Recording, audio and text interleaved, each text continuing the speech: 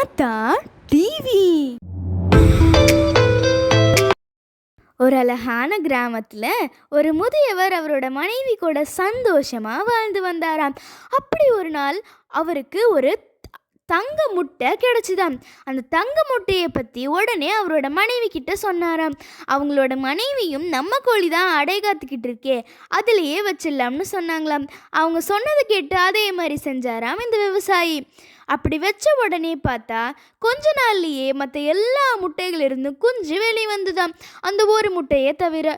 சரின்னு சொல்லிட்டு கோழியும் நான் இன்னும் கொஞ்சம் ட்ரை பண்ணி இன்னும் கொஞ்ச நாள் அடகாக்குறேனே அப்படின்னு கோழியும் பொறுமையாக அடகாத்துச்சான்.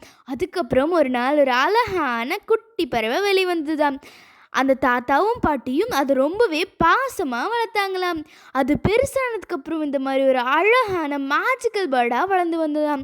அதே மாதிரி ஒரு பறவையை அது வானத்தில் பார்த்த உடனே அது கூட கொஞ்ச நேரம் பேச்சு கொடுத்துக்கிட்டே இருக்கும்போது அந்த பறவை சொல்லிச்சான், நம்ம எல்லாரும் தங்க மாநகரத்தை சேர்ந்த ஒரு பறவைன்னு.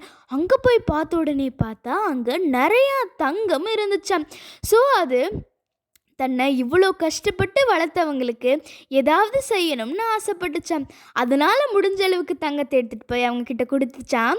அவங்க அது ரொம்ப சந்தோஷமாக வழி அனுப்பி வச்சாங்களாம். அதுக்கப்புறம் அவங்களும் அவங்க வாழ்க்கையில் என்னென்ன செய்யணும்னு ஆசைப்பட்டாங்களோ எல்லாமே செஞ்சாங்களாம். லைக், ஷேர் அண்ட் சப்ஸ்கிரைப் அவர் சேனல்.